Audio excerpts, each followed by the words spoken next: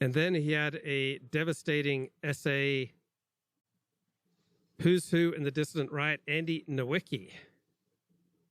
And I like Andy, and I wish this wasn't so devastating, but I fear that it's pretty accurate. More a case of who was who in the distant right rather than who is who. Andy Nowicki is nevertheless significant as an example of the QAnonization of a comparatively normal American. Wow, that's a really good point. A Gen Xer of Polish, Irish, and Italian antecedents based in Georgia, one of the writers from the original alternative right site, Andy Nowicki was a reasonably sensible Catholic traditionalist with a limited interest and understanding of political, ideological, and philosophical matters, but a nice line in passive-aggressive skepticism. In recent years, however, he's become an increasingly florid conspiracist who appears to be mainly driven by his emotional issues, men going their own way, incelism, masturbation, due to his rather plain-looking wife leaving him some years ago after the kids had grown up. This led to a rather sad but occasionally comic downward spiral.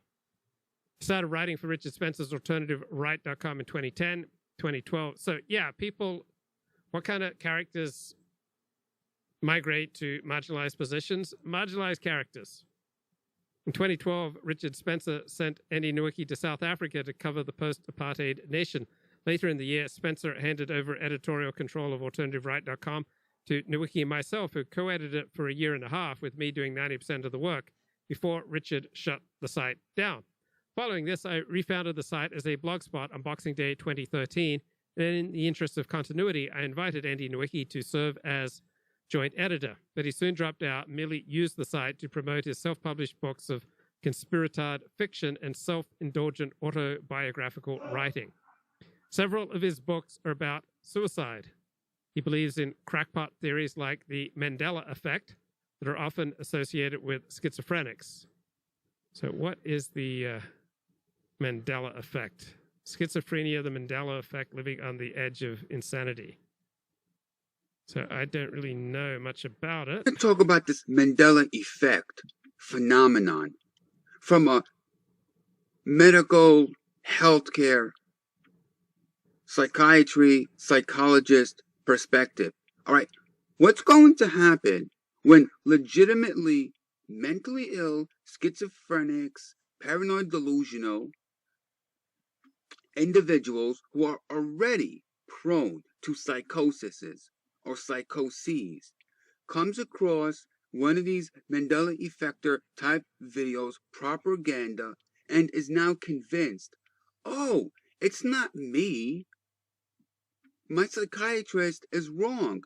He put me on these medications so I can stay normal. I don't need these medicines anymore. It's not me. It's the Mandela effect. You know, I can't remember stuff like I used to because it's the Mandela effect. So what's going to happen when these paranoid people who are already mentally ill, legitimately, who need to be on their medication, they start to learn about this Mandela effect garbage, and now they're convinced that their doctor, their psychiatrist, their psychologist doesn't understand them because they don't believe in the Mandela effect. Therefore, they don't need to be on their psychotropic medications anymore. All right? They don't need to be under the care of their Alzheimer's specialist because it's not Alzheimer's, it's the Mandela effect causing them. Okay, let's go back here to Colin Liddell's essay on Andy Nowicki. So Colin writes, Andy literally believes that globalists moved South Africa on the maps. He also has an almost fetishistic fascination with failure and being a loser, reflected in the titles of his autobiographical books, Confessions of a Would-Be Wanker and Ruminations of a Low-Status Male. More recently, he is focused increasingly on YouTube, where he continues to give his misinformed and tedious opinions. For example, he literally believes that secret elite networks held together by sex crimes against children run the world, except for Russia, although he has himself sometimes shown an interest in borderline pedo content. His videos often feature him lying on a bed as if about to die of despair while clutching a pillow, or alternatively pretending to be a bit hopped up in a manner apparently designed to cause concern to those actively trying to preempt the next spree shooter. He has, of course, written a book of gullible, unresearched trash on the now discredited Pizzagate scandal. Yeah, I hope there haven't been too many spree shooters who did it to try to bring attention to their books. Due to his complete ignorance of geopolitics and his conspiratard bent, he believes that the issue of our day, the Russian invasion of the Ukraine, is actually an attack by evil globalists on innocent Holy Mother Russia. He occasionally appears on outright neo-Nazi podcasts like Our Interesting Times, and Morgoth continues to write underappreciated fiction for Matt Forney's Terror House Press. Due to former ties, I was only able to write as honestly as this about him when he foolishly decided to personally attack me in one of his dumb videos. All in all, I still like Andy, but believe he could do with a little more self-reflection and Christian humility. Rather tragic for someone to be a Christian and not get any of the benefits.